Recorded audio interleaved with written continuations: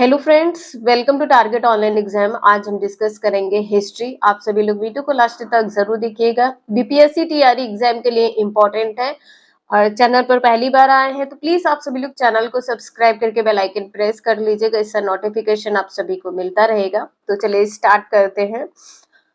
शेरशाह सूरी और हुमायूं के बीच कन्नौज का युद्ध लड़ा गया था। तो कब लड़ा गया था? तो यहाँ पर आपका आंसर सी सही हो जाएगा। 1540 ईस्वी में लड़ा गया था। कन्नौज या आप कह सकते हैं बेलग्राम में जो युद्ध हुआ है इसमें पराजित कौन हुआ है? तो इसमें पराजित हुआ है हुमायूं। कन्नौज के युद्ध में कौन पराजित हुआ है? हुमायूं। शेरशाह सूरी ने सूर साम्राज्य की स्थापना की है 1540 ईस्वी में। सूर साम्राज्य की स्थापना। और शेरशाह ने कब तक शासन किया है? तो यहाँ पे ध्यान रखिएगा, शासन यहाँ पर 1540 से 1545 तक, 1540 से 1545 तक शासन किया है। 5 वर्षों तक शासन किया है। नेक्स्ट है, निम्नलिखित में से किसे सीमांत गांधी के नाम से जाना जाता है? तो आप सभी को पता है, खान बहादुर गफर खां। बी आंसर यहाँ पर आपका सही हो जाएगा। और जो गफर खां है ये भारत रत्न पाने वाले पहले गैर भारतीय थे। पहले गैर भारतीय थे।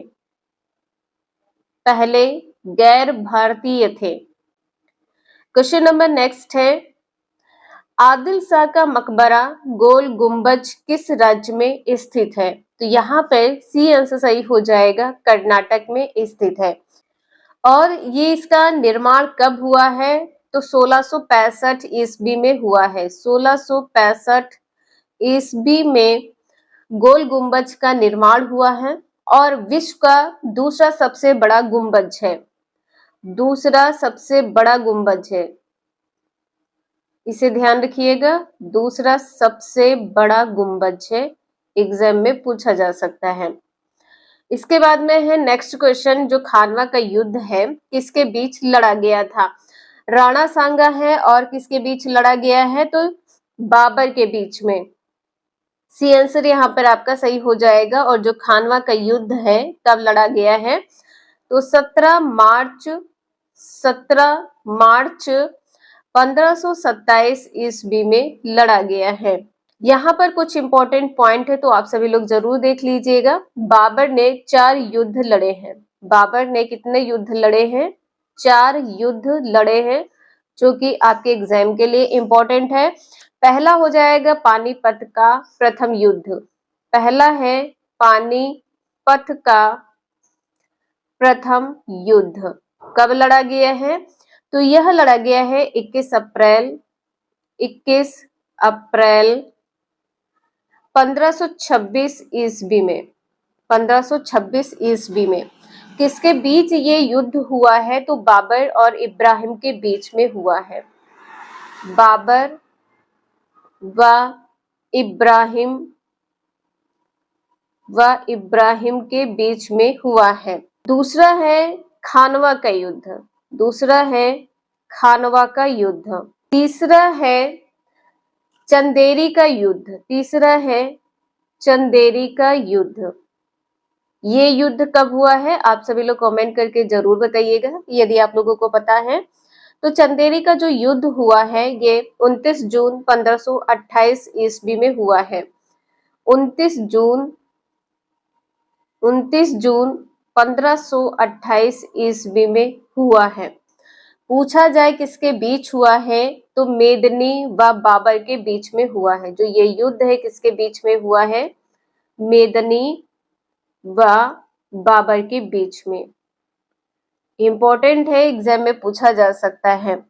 इसके बाद में घाघरा का जो युद्ध है, फोर्थ है घाघरा युद्ध। घाघरा का युद्ध, ये युद्ध कब लड़ा गया है? तो 6 मई।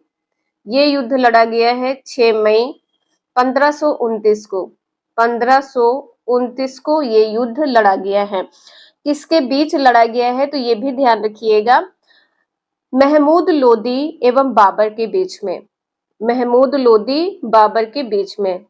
आपसे ये पूछा जाए कि बाबर की मृत्यु कब हुई थी, तो मृत्यु हुई थी, यहाँ पे ध्यान रखिएगा, मृत्यु हुई थी 1530 ईस्वी में।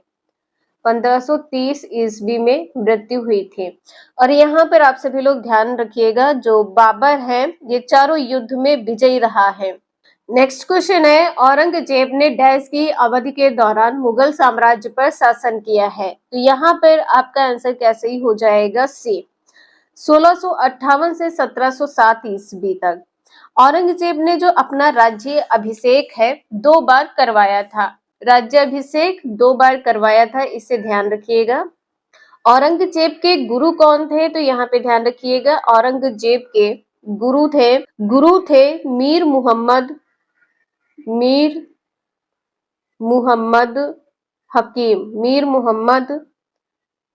हकीम।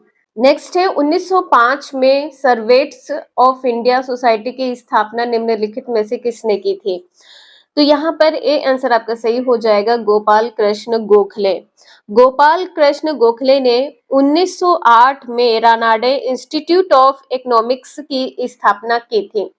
कब की थी, तो यहाँ पे ध्यान रखिएगा, 1908 में रानाडे इंस्टीट्यूट ऑफ इकोनॉमिक्स, ठीक है। तो यहाँ पर गोपाल कृष्ण गोखले ने 1908 ईस्वी में रानाडे इंस्टीट्यूट ऑफ इकोनॉमिक्स की स्थापना की थी।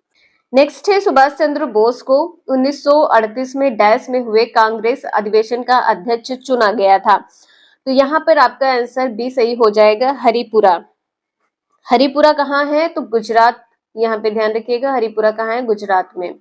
और जब सुभाष चंद्र बोस ने अपना त्याग पत्र दिया था, तो इसके बाद में कांग्रेस का अध्यक्ष कौन बना, त्याग पत्र देने के बाद में, तो यहाँ पे ध्यान रखिएगा, इंपॉर्टेंट है, त्याग पत्र देने के बाद में,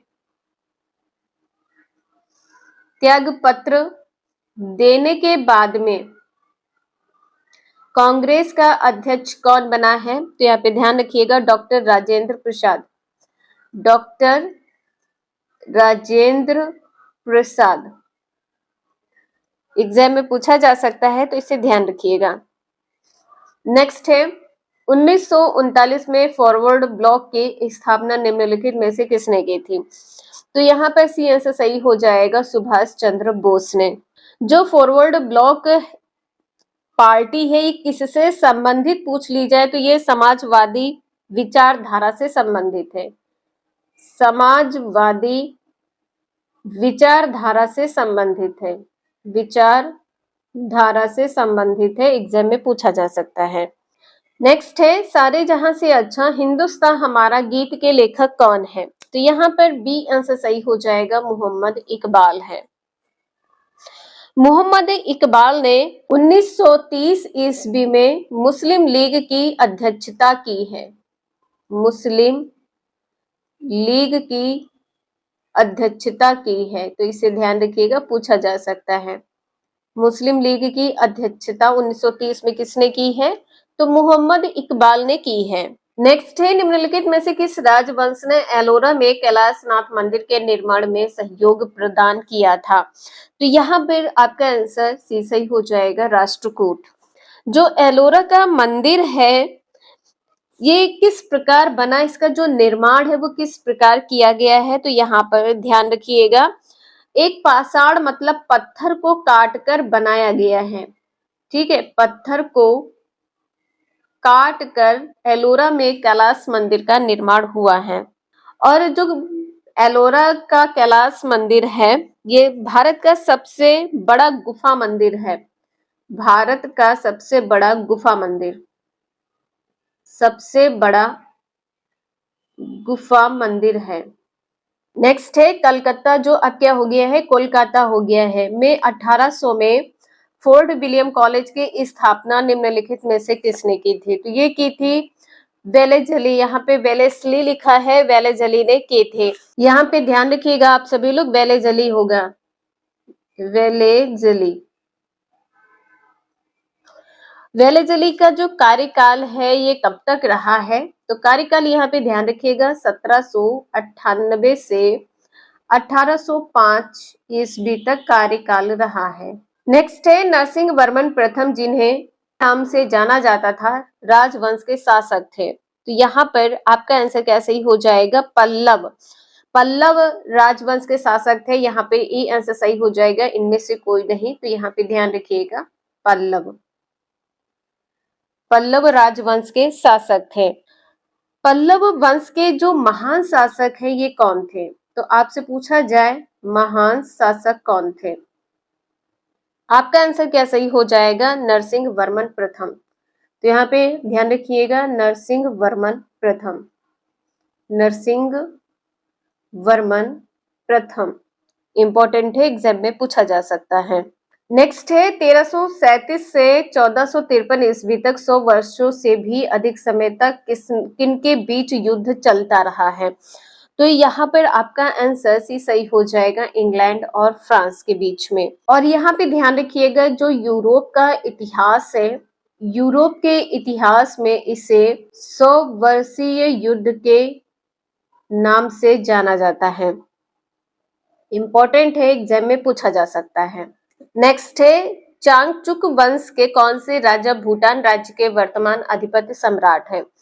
तो यहाँ पर आपका आंसर सी सही हो जाएगा, जिग्मे खेसर नामग्याल। सी आंसर यहाँ पर आपका सही है। क्वेश्चन नंबर नेक्स्ट है, कन्फ्यूशियस कौन था? कन्फ्यूशियस यहाँ पर क्या था, कौन था? तो एक चीनी दार्शनिक था।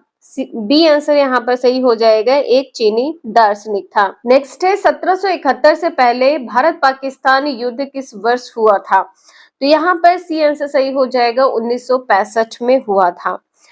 प्रथम भारत पाकिस्तान युद्ध कब हुआ है? प्रथम पूछा जाए तो यहाँ पे ध्यान रखिएगा, जो प्रथम युद्ध हुआ है 1947-48 में हुआ है। प्रथम युद्ध 1947-48 में हुआ था। और आपसे ये पूछा जाए शिमला समझौता कब हुआ है? शिमला समझौता कब हुआ है? तो यहाँ पे ध्यान रखिएगा, 1972 में। शिमला जो समझौता हुआ है भारत पाकिस्तान के बीच में 1972 में हुआ है। जब 1971 का युद्ध हुआ है, तो युद्ध के द्वारा बांग्लादेश का निर्माण हुआ है। ठीक है, 71 के युद्ध के द्वारा बांग्लादेश का निर्माण हुआ है। बांग्लादेश का निर्माण हुआ है, इसे ध्यान रखिएगा। और यहाँ पे ध्यान रखिएगा, 26 जुलाई को क्या मनाया जाता है? कारगिल दिवस। 26 जुलाई को कारगिल दिवस मनाया जाता है। नोट कर लीजिएगा, एग्जाम में पूछा गया है। और 1999 में क्या हुआ था? 1999 में हुआ था लाहौर समझौता। 1999 में हुआ था लाहौर समझौता। नेक्स्ट है तबकात ए अकबरी, जिसे कभी कभी अबुल फजल के अकबरनामा से अधिक विश्वसनीय माना जाता है, किसके द्वारा लिखा गया था? तो ए आंसर यहाँ पर सही हो जाएगा, निजामुद्दीन अहमद के द्वारा। अब्दुल हामिद लाहौरी ने कौन सी पुस्तक की रचना की है? बादशाहनामा। यहाँ पे लिख लीजिएगा, बादशाहनामा पुस्तक की रचना की है। नेक्स्ट है, इनमें से किस प्रसिद्ध शासक ने अपनी माता के नाम पर विजयनगर के पास नागालपुरम की एक उपनगरीय बस्ती की स्थापना की है? तो यहाँ पर सी आंसर सही हो जाएगा, कृष्णदेव राय। नेक्स्ट है, मेसोपोटामिया सभ्यता निम्नलिखित में से किस नदी से संबंधित है? तो यहाँ पर आपका आंसर डी सही हो जाएगा, उपर्युक्त में से एक से अधिक। दजला व फरात नदी, यहाँ पे दजला लिखा है, कहीं कहीं पे आप सभी को दलजा दिखा मिल सकता है, तो इसे ध्यान रखिएगा। तो आपका आंसर यहाँ पर डी सही हो जाएगा। क्वेश्चन नंबर नेक्स्ट है, मेसोपोटामिया सभ्यता में पाई गई बेलनाकार पत्थर की मुहरों की अंगूठी विशेषता क्या थी? तो यहाँ पर आपका 10th का आंसर बी सही हो जाएगा, यह लगातार चित्र बना सकता है। ठीक है, तो आज के लिए इतना ही, मिलते हैं नेक्स्ट क्लास में। वीडियो यूजफुल लगे लाइक करें, चैनल को सब्सक्राइब करें एंड शेयर करें। Thank you for watching this video.